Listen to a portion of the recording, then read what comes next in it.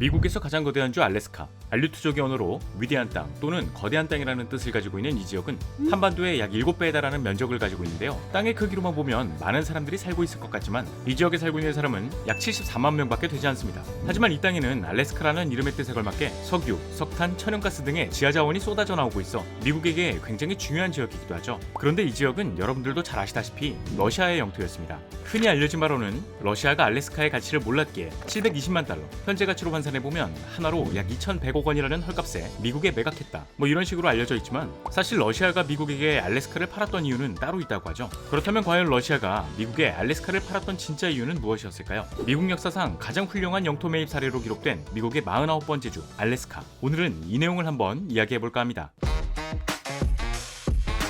자, 오늘 저와 함께 살펴볼 지식 가이드는 미국의 알래스카입니다.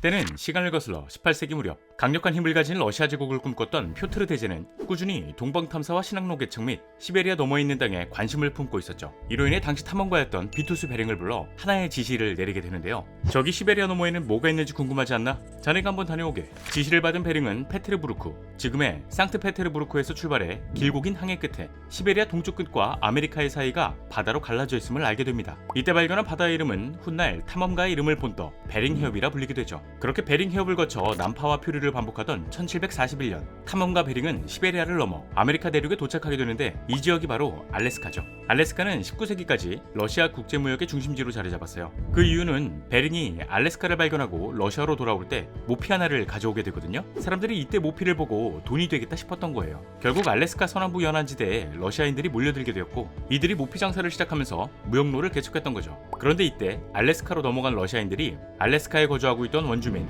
알류트인들을 지배하기 시작합니다. 자기들이 모피 장사를 하려면 끊이지 않는 모피 공급처가 필요했고 알류트인들을 농노처럼 부려먹으면서 노동력을 확보했던 거예요. 하지만 러시아인들은 여기서 멈추지 않고 알류트인들에게 점점 더 많은 수확량을 요구했습니다. 이로 인해 물개면 물개, 해달이면 해달 같은 동물들을 남획하기 시작했고 러시아인들이 알래스카를 장악한 100여 년 동안 동물의 씨가 마르는 지경까지 이르게 되었죠. 그렇게 알래스카의 영토는 러시아인들에게 서서히 장악당했어요. 하지만 알래스카는 엄연히 러시아에서 멀리 떨어진 해외 영토였습니다. 이 말은 즉 알래스카를 사실상 식민지로 거느리면서 이에 대한 명성을 쌓을 수는 있어도 그 넓은 땅을 관리하려면 막대한 돈이 필요하다는 거죠. 그리고 이때 당시 러시아는 영토 확장, 식민지 확대에 대한 목적을 단순히 러시아 제국의 영광으로 두진 않았어요. 일단 러시아는 태생적으로 북쪽에 위치한 나라이다 보니 겨울만 되면 항구가 얼어붙어요. 이는 러시아가 1년 내내 바다로 나갈 수 있는 통로를 확보하지 못했다는 거고 대항해 시대 이후 수많은 식민지를 구축해 엄청난 돈을 벌고 있는 유럽을 지켜만 봐야 한다는 거예요. 결국 러시아는 곧 죽어도 얼지 않는 부동항을 확보한 뒤 강대국으로서의 입지를 굳히고 경제력을 높이기 위한 부동항 정책을 펼치게 되죠. 이 정책으로 인해 중국의 만주, 중앙아시아, 아메리카 대륙까지 영향을 미쳤던 것이기도 하고요. 그런데 사실 러시아가 처음 관심을 보였던 곳은 앞서 말한 곳들이 아닌 유럽, 정확히는 지중해였습니다. 지중해는 아주 오래전부터 세계의 중심이자 중요한 교역로로 겨울에도 항구가 얼지 않았어요. 그러다 보니 이 지중해만 확보한다면 러시아 입장에선 힘도 과시할 수 있고 무역로도 확보할 수 있고 최고죠. 그러나 지리적 특성상 러시아가 지중해로 진출하기 위해서는 오스만 제국을 지나가야 했습니다. 이곳은 오늘날 튀르키예의 보스포루스 해협과 다르다넬스 해협이었죠. 하지만 당시 오스만 제국은 19세기에 접어들면서 쇠락의 길을 걷고 있었거든요. 이런 상황만 본다면 러시아의 힘으로 충분히 오스만 제국을 압도할 수 있겠구나 이렇게 생각할 수 있겠지만 이게 또 마음처럼 쉽지 않은 게 러시아가 팽창하려고 하는 모습을 팔짱 끼고 째려보고 있는 나라가 있었어요. 네, 다름 아닌 대영제국입니다. 영국은 이때 전 세계 패권을 쥐고 있었을 뿐만 아니라 새로이 부상하는 강대국들에 대한 경계심을 풀지 않고 있었습니다. 이를 잘 알고 있던 러시아였기에 확실한 명분 없이 전쟁을 일으키면 안 되겠다는 생각을 하고 있었죠. 그리고 이때 어떻게 하면 오스만 제국을 삼킬까 침만 삼키던 러시아가 이슬람 국가였던 오스만 제국 영토 안에 있는 동방 정교회를 보호하겠다는 종교적인 이유를 명분 삼아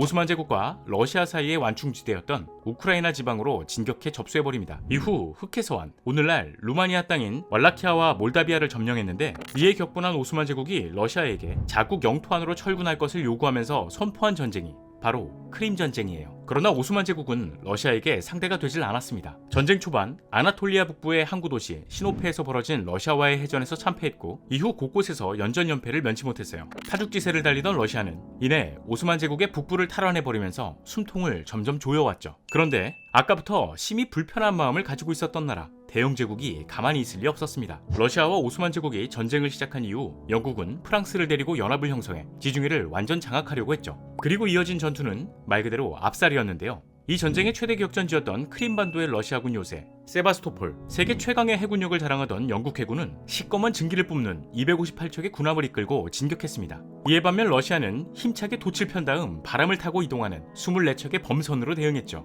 결국 수적으로나 기술적으로나 영국과 프랑스를 따라가지 못했던 러시아는 영국, 프랑스, 오스만 제국이 합쳐진 연합군과의 싸움을 버티고 또 버티다 참패하고 말았어요. 이후 1856년 3월 30일 흑해는 중립지대이며 러시아는 오스만에 대한 지위를 상실하고 세바스토폴의 해군 기지를 해체한다는 내용이 담긴 파리 조약을 체결하게 되면서 러시아는 세계의 강국이 아닌 발전하지 못한 뒤처진 변방 국가로 전락했습니다. 이런 상황에서 니콜라이 1세의 뒤를 이은 알렉산드로 2세는 전쟁으로 인해 만신창이가 된 러시아의 내부 상황을 어떻게 해서든 살려보겠다는 마인드로 정책을 펼치기 시작했어요. 농노제도를 폐지하고 공장도 짓고 철도도 깔고 군복무를 대폭 감소시키는 등 세계적인 흐름이었던 산업혁명에 발맞춰 따라가겠다, 이런 뉘앙스인 대개혁을 시작한 것이었죠. 하지만 3년 동안 이어진 전쟁으로 인해 러시아는 심각한 재정난을 겪고 있었고 때마침 알래스카에서 사금이 발견되고 있다는 소문이 돌아 금광을 발견하기 위해 막대한 개발 비용을 부담하고 있었거든요. 그러나 금광 개발 비용만 지출되고 있을 뿐 금광은 발견되지 않았어요. 결국 19세기 중엽 이후 알래스카의 자원이 풍부하다는 것은 알고 있었지만 실질적으로 이득을 보지 못하고 있던 러시아는 알래스카 매각 계획을 세우기 시작했죠.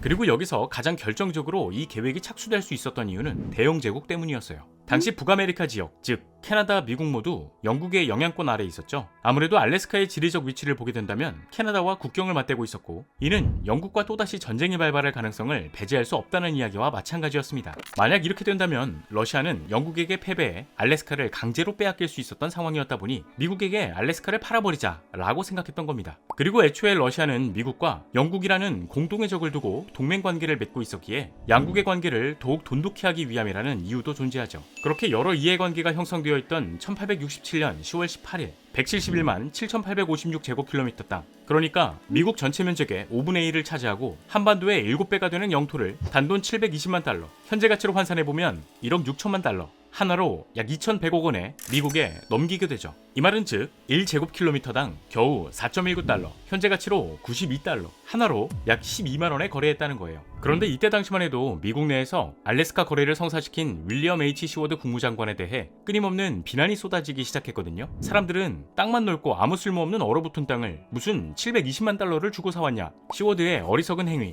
시워드의 아이스박스, 북극곰이 뛰어노는 정원 등의 반응을 보였죠. 하지만 이런 비난 속에서도 윌리엄 시워드는 꿈쩍도 하지 않고 무조건 고를 외쳤습니다. 그 이유는 미국이 알래스카를 확보할 경우 영국의 영향권 안에 속해 있던 캐나다 영토를 둘러싸게 되면서 지정학적으로, 경제적으로 미국에게 유리해질 것이다, 이런 생각을 했기 때문이라고 하죠. 그리고 약 30년이라는 세월이 흘러 1899년 시워드의 예상대로 미국은 알래스카에서 엄청난 이득을 보게 됩니다. 러시아가 그토록 나와달라고 빌었던 금광이 발견되었던 거예요. 이후 1968년에는 대형 유전이 발견되기도 하면서 철광석, 석탄, 천연가스 등의 천연 자원을 확보한 미국은 경제적으로 엄청난 이득을 보게 되었죠. 또한 알래스카의 풍부한 산림 자원과 수산 자원뿐만이 아닌 알래스카가 지니고 있는 지정학적 위치는 전 세계에 미국의 영향력을 증폭시켜 주었어요. 일단 아시아 태평양 지역으로 멀리 뻗어나갈 수 있고 머지않아 벌어진 미국과 러시아의 냉전 시대의 핵심 요충지로 자리 잡았기 때문이었죠. 이는 미국에겐 퀴즈였지만 러시아는 배가 아플 수밖에 없었어요. 쓸모없는 아이스박스가 아닌 황금알을 낳은 거위였던 알래스카였으니까요. 결국 현 시대 관점에서 러시아가 만약 알래스카를 미국에 팔지 않고 아직까지 소유하고 있었다면 경제적 지정학적 파급 효과로 인해 현대사가 완전히 달라졌을 수도 있지 않았나, 이런 이야기가 나오기도 하죠. 참, 어제의 동료가 오늘의 적이 된다라는 말이 정말 와닿는 것 같네요. 자, 오늘의 영상은 여기까지입니다. 다음에 또 다른 안내서로 찾아뵙도록 하겠습니다. 지금까지 지식가이드였습니다. 감사합니다.